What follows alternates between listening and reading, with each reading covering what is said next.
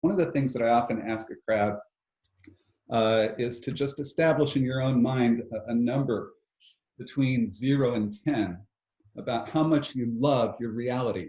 Is your reality a 10? Is it you walk around every moment of every day saying, gosh, I designed this. This is my life. This is so cool.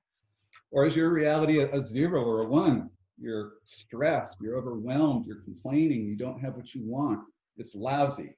Most people I know fall somewhere in the middle. The people I'm going to introduce you to today on the call, and the people who are my clients and have been my clients for the last 20 or 30 years, they are in the 7, 8, 9, 10 neighborhood on that scale, and they know how to get to the next number because of the responsibility thinking tools. And the reason is that responsibility is the ability to respond. It means that there's a place in our mind, that mental state that we can get to, that we are bigger than anything and we can change anything. We can overcome any challenge, and there's nothing that's going to be bigger than us. And the issue is that society teaches us that that's not true. Society teaches us that there are problems that are out there and you're being buffeted around and it's a jungle and you just have to deal with the crap, and that's as good as it gets. So let's start here. Stephen Covey is a great developer of people. He said an interesting thing. He said, in between stimulus and response is a space. Right? In between stimulus, S for stimulus, and response, R for response, is a space. He said, in that space is choice. And in that choice is freedom and power. What I meant by that is that in psychology, we're taught simple conditioning psychology of stimulus response.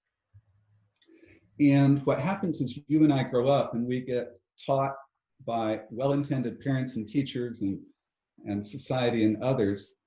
We put in place kind of autopilot rules that we make up unconsciously. We don't even know we're making them up, and we put them in place so that we actually end up living a life not of stimulus response, but we live a life of stimulus reaction.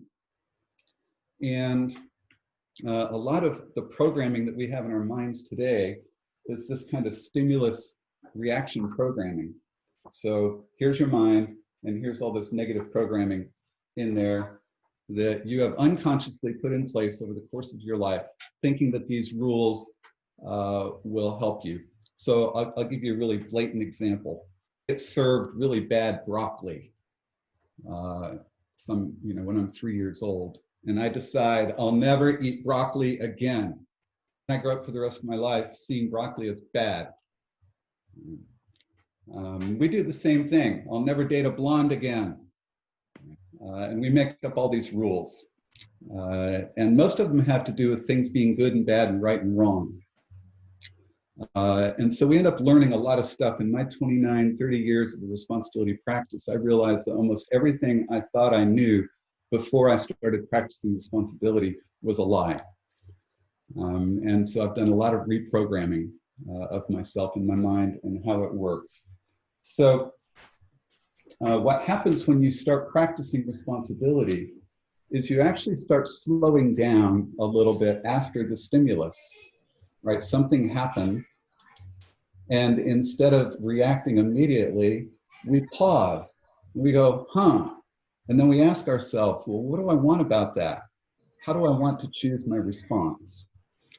And what this work is all about is about helping you retrain yourself to do that so that you're operating from that kind of choice more and more and more.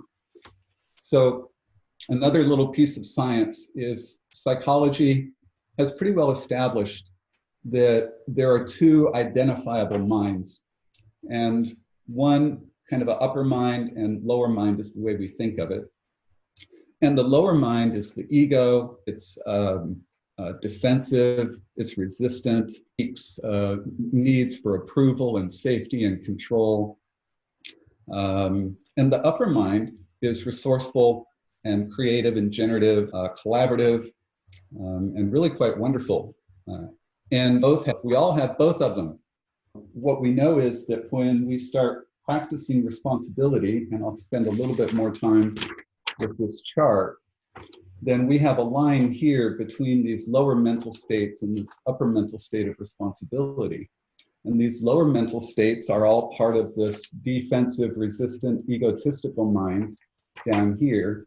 And responsibility is in this higher, more beautiful mind.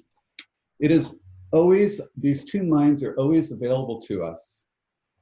And unless you decide to take responsibility for your mind, if you just go through life on default, your default is probably going to be spending a whole lot more time here than you want to or than serves you. And it's because we weren't taught this stuff as kids and in school. They don't teach these things. So in the upper mind, you grow. Because in the upper mind, we're willing to actually look and face challenges and obstacles and see the truth behind them and actually deal with them. In the lower mind, we just struggle, we just cope. The last time I looked up coping, Google, there was nearly 400 million hits. And in Amazon, there's 14,000 titles related to coping strategies or how to cope. It's a huge market, right? You and I are sold out on coping. And I believe that coping is overrated. I would much rather grow than cope. And so one of the things that we learn in a responsibility practice is that we don't have to cope with anything, right? We can change everything that we don't like. So that's my introduction to why you might want to think about developing a responsibility thinking practice.